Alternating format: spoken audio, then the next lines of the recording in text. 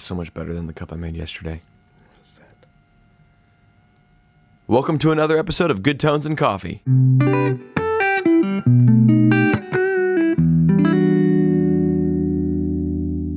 Hey everyone, super cool guitar to show you today. This is a 1978 Fender Telecaster Deluxe. Super cool vintage guitar, and I know that there maybe is some debate on what constitutes a vintage guitar, but I think this kind of fits in that category. They introduced these guitars in the early 70s. I want to say 72, but again, I didn't look up exactly when. I should have, but I think it's 72, 74. Those are the two numbers that come to mind. But these guitars are really cool because they combine some aesthetics from the Tele and the Stratocaster. Of course, you can kind of recognize the Stratocaster headstock shape, but they also have a belly cut here on the back side of the body, which is very comfortable against the body. Typical Telecasters, for those of you who don't know, don't have any of that belly cut. It's just a straight edge that goes in there. Very block-like. It's still a cool guitar. I will say this, that if I had to pick one guitar, a desert island guitar, it is a Fender Telecaster. Just standard Fender Telecaster. It has been one of my favorite guitars of all time, ever since I knew what they were. So I've just been an instant classic for me. This guitar, though, is pretty special because it comes from my grandfather, who bought it in 1978. He worked at a music store in Northwest Washington at the time and was able to get this at a pretty good deal for him. He's been a musician his whole life, so I grew up knowing him and learning a lot from him. But this guitar was his for years. It doesn't look like it's been gigged much at all. In fact, other than a couple nicks, there's one here on the edge and a couple on the back side. It is very, very much in good condition. I wouldn't say pristine or mint by any means, but it is in good condition. I can't tell hardly any play wear other than just a little bit of pick scratch or on the scratch plate here, and just a couple dings, like I said. But everything's original on it. It has been a cool guitar to have. But anyway, story goes, he bought it. I don't know how much he played it. One time when we lived in Midwest, we lived in Colorado Springs at the time.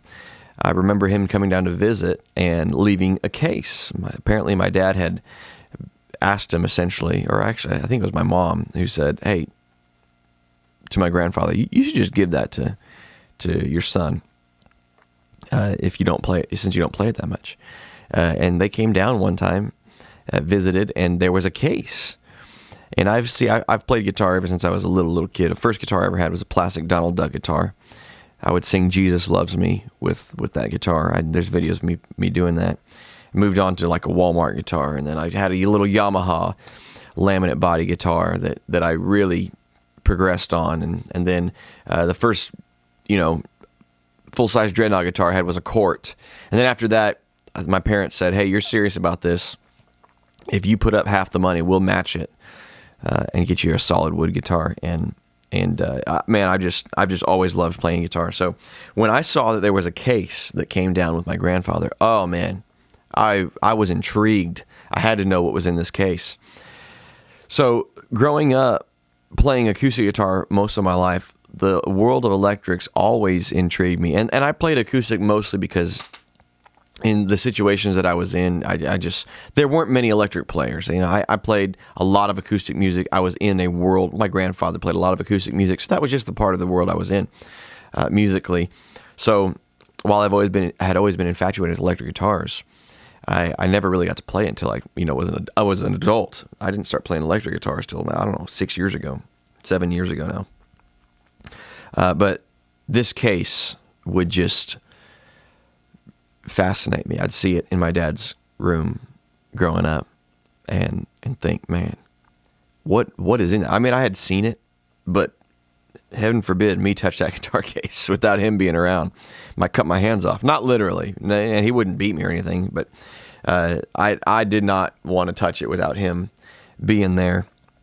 But this is what it was. This Fender Telecaster Deluxe, that I eventually talked him out of, because I said, Dad, that thing just sits in a closet all the time. You should give that to somebody who's going to play it. And by somebody, I mean me. I'm the only one of my siblings that plays guitar. Really, I don't know if any of my other siblings, I don't think any of my other siblings can. They might make some chords, but I'm the only one who plays guitar. So I said, you need to give that to somebody who's gonna appreciate it and play it. And I have this. Let me tell you something. This guitar has been so special to me. It is very unique because these wide range pickups, they have. I guess Fender commissioned Seth Lover. They said, don't make us copies of what you did for Gibson. Make us something that we can own, that's ours. And I mean, he did it. These are quacky, honky, like the Fender Telecaster sound. So he did a good job. We'll listen to a couple little demos here. Let's see. I'm on 10 on this thing. And by the way, my signal chain is really just going straight into this Crate Club Vintage 50 with an SM57 pointed at one of the cones. So my tone knobs are on 10.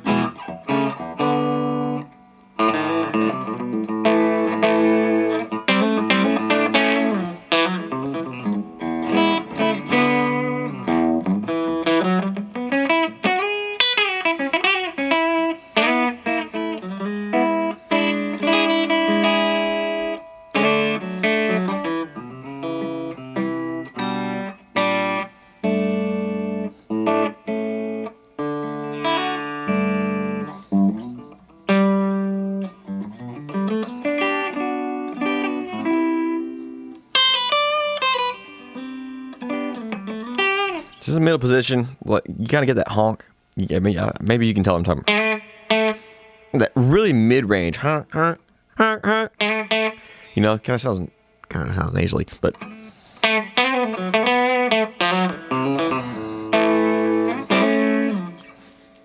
Here's the neck pickup.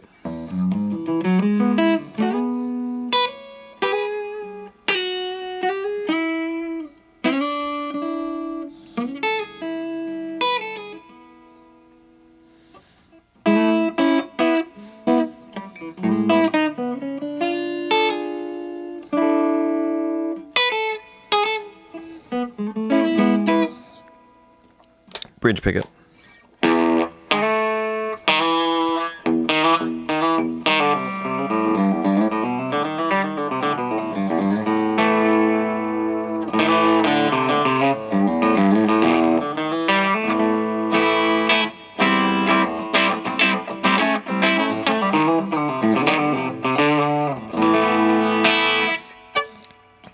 Again, quacky, honky, whatever you want to call it. And I will say this, it is a guitar that it sits in the mix really well.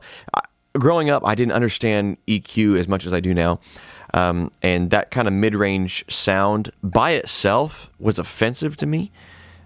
It just didn't sit well with me. But I tell you what, it's just when you get a guitar to sound really good by itself, as soon as you plug it in with a bass, a piano, drums, things like that, it disappears. And you just get like this super thin sounding because these other frequencies rob it of what it is. But this thing's just, it sits in a mix really, really well. And I like it a lot. I need to take it out more. I keep it here quite a bit. Maybe it's just kind of the subconscious. It's a special guitar. I don't want to abuse it, but I do like it. It sits in the mix really, really well. I play every week, multiple times a week at church. So I see a lot of play time. That's where this guy's been for the last few weeks. He's been my church guitar for a long time, but this guitar sits in a mix really well. I'm thinking about bringing it back out. I want to show you some more tones, but before I do that, I want to clarify something. This year, Thanksgiving falls on November 28th, so that means we have less than a month worth of Christmas music. You know, I used to be a hardcore, we don't set up a tree until the day after Thanksgiving, but I was not going to sacrifice the good Christmas music, so I don't know why we went complete opposite end of the spectrum, and we set up our tree November 1st, and I started listening to Christmas music. I love it. They do so many different things in Christmas music that, well, especially the older stuff that's still very popular. You don't get to hear of anything that's musically, I don't know the word for it, but it's just that well-written music. You don't get to hear that much anymore. It's very synthetic, and it's very just production, but it's not real music anymore. It doesn't feel like. So getting to hear these real songs with real writers that really just did some great job with the chord structure and everything always excites me. So that's why you're hearing a lot of Christmas music lately, because we've been listening to it a lot. But anyways, I want to show you some more tones on this cool, super cool vintage guitar.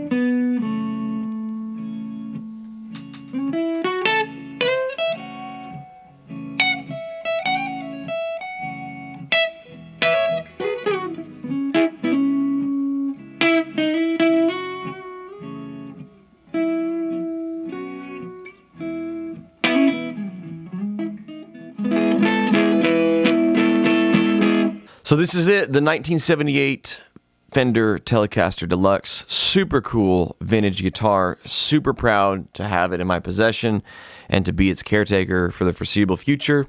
Right now, my kids are very small. I hope one of them would learn guitars, because I'd love to pass this down to them, keep it in the family. But again, while I have it, I'm going to cherish it. And just play it as much as I can. What are some things that are getting you fired up about your playing lately? May not always be gear. Tell you what, sometimes I just sit down with an unplugged electric guitar or an acoustic guitar and just figure out chord shapes that maybe sound different to me. Maybe I take a standard shape and just begin to move one finger at a time up or down, or drop it down or up on as far as like the strings. I don't know theory. Like I understand theory in a way, but very much what I do, I learned the Thomas Edison way. I learned 10,000 ways how not to play something, and then finally figure out a way that works. Super inefficient, but I learned a lot in doing that.